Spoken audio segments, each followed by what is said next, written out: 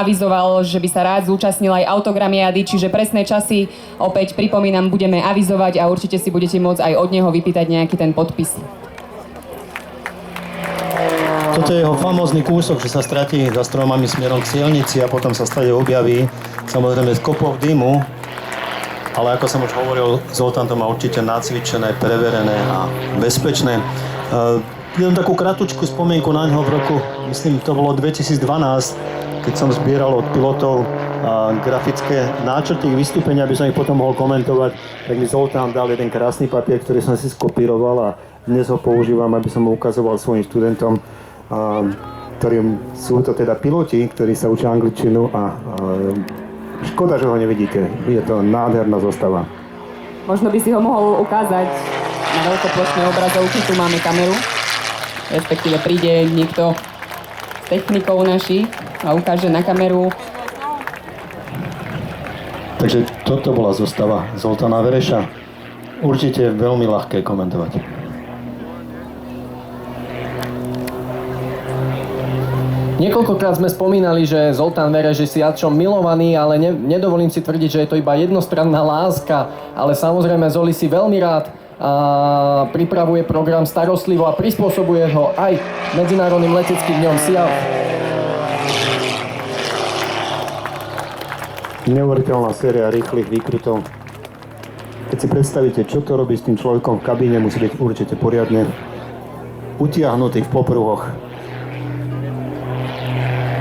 A určite aj jedným z adeptov na prestížne ocenenie, ktoré udeľujú organizátori leteckých dní vždy po skončení v nedeľu na hangar party, kde sa vlastne zúčastňujú všetci piloti a kde sa odovzdávajú prestížne ocenenia Best Display Sneak Trophy, cena veliteľa vzdušných síl, cena Slovenskej leteckej agentúry ako hlavného organizátora. Keď ste mali možnosť v praxi vidieť výšku jeho priletu na krídle, je to jedno z jeho famóznych vystúpení alebo famóznych prvkov, keď svojho času prerážal krídlom stuhu natiahnutú vo výške 3 metrov. Určite by to spravil aj dnes.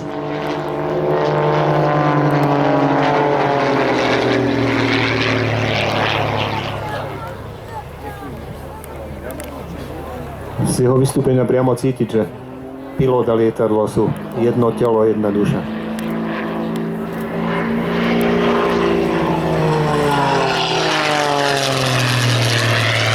Krásny nožový let.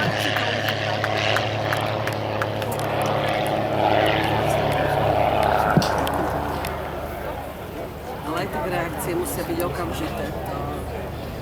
A opäť nám Zoltán mierí za stromy, kde sa nám opäť schoval.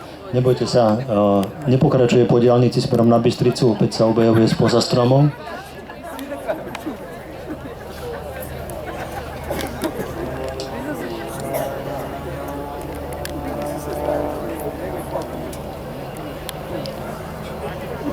Opäť sa schováva za strom, aby sa v zápätí objavil v medzere.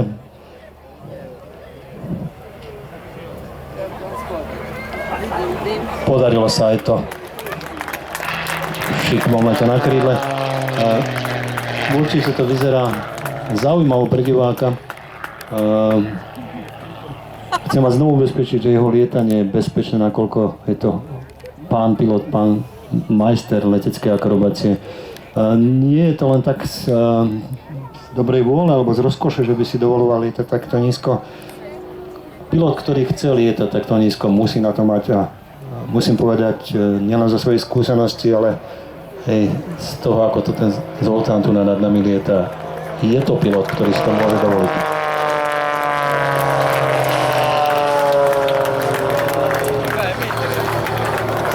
Janko, vidíme, že iní piloti takéto kúsky nerobia. Má Zoli nejaké špeciálne povolenie, alebo prečo môže tak nízko lietať? Dobrá otázka. Určite má špeciálne povolenie. Tiež ma to v minulosti prekvapovalo, že máme tu určité bezpečnostné zásady, minimálne výšky a potom príde nejaký pán Vereš a lieta si do výšky 2 metrov, ale to sú super akrobati, ktoré toto povolenie majú. Takže nie je tu nič proti predpisu. Bezpečnosť je zachovaná, ako som spomenul. Svoje lietadlo dokonale pozná, dokonale ovláda.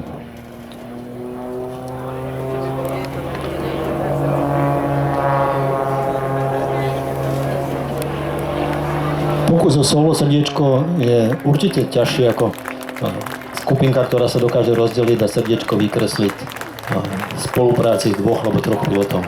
Srdiečko by sme možno premenovali aj na Mickey Mousea, ale teraz už rozhodne s tým šípom to srdiečko je. Takže zaslúži si to naozaj veľký potlesk. Povzbuďte Zoltána Vereša jedným veľkým aplauzom.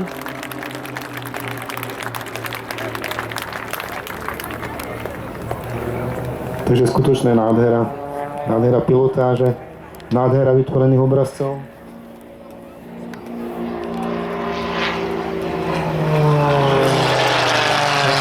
Let na chrbte so zamávaním skutočne minimálnej výške. Zoli ďakuje za váš potlesk, ktorý dúfam oceníte jeho majstrovstvo.